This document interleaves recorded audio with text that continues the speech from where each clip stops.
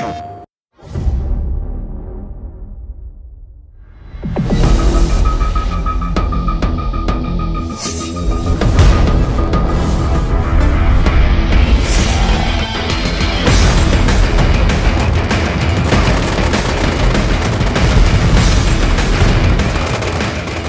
soon as I first started the project, and they were running 256 players on a console, I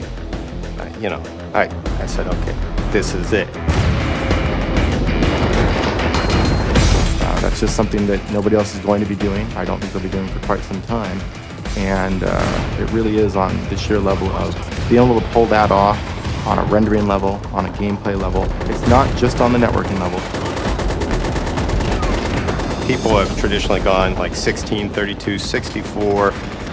Past that, I mean, it's no man's land, and we're doing it at 30 frames, you know. That's pretty huge.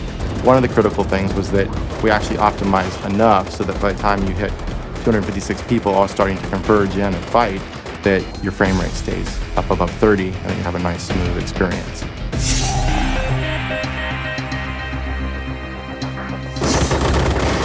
What we wanted to do was make a game where you would be aware that there are that many players on the field, but that we would keep the gameplay manageable, that the events and the battles would be forgiving, that they wouldn't be so large that no one has a chance to excel, no one has a chance to win.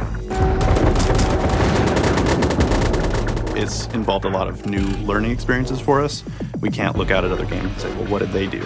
We've had to set up a lot of our own practices for setting up levels and features and things like that. So a lot of the things that we look to kind of in the conventions of a first-person shooter are still there and are still applicable to MAG. But there's a whole new litany of challenges that we've had to face. We definitely knew that people still have to feel empowered. Nobody wants to feel lost in a 256-player battle. We don't want to have a wide open area and dump 256 players on it. It's dangerous. You're going to be shot from all sides. So we had to add a lot of density and cover in the assets. Another thing is the options. We want to give players options in these 256 player battles in MAG.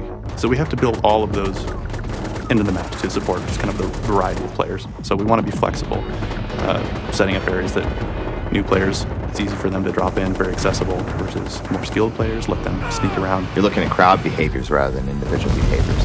But at the same time, we wanted to make sure that we are thinking about every individual set of boots on the ground so that you as an individual can have a big influence on the battle.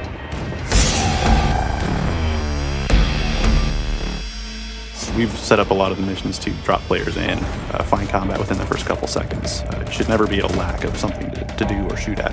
What aren't you going to see in a game is the question. Big old mortar strikes, grenades going off, flashbangs, air strikes, you name it, it's probably in there. In other first-person shooters, you might see big events like helicopters going down or explosions or buildings on fire.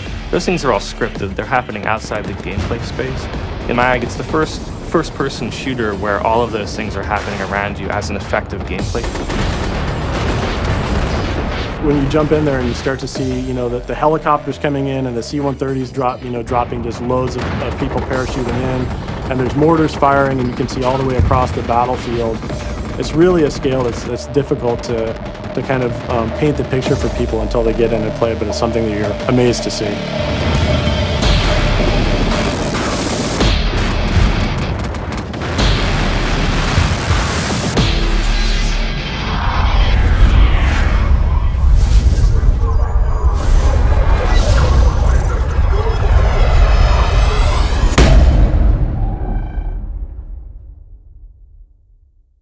PlayStation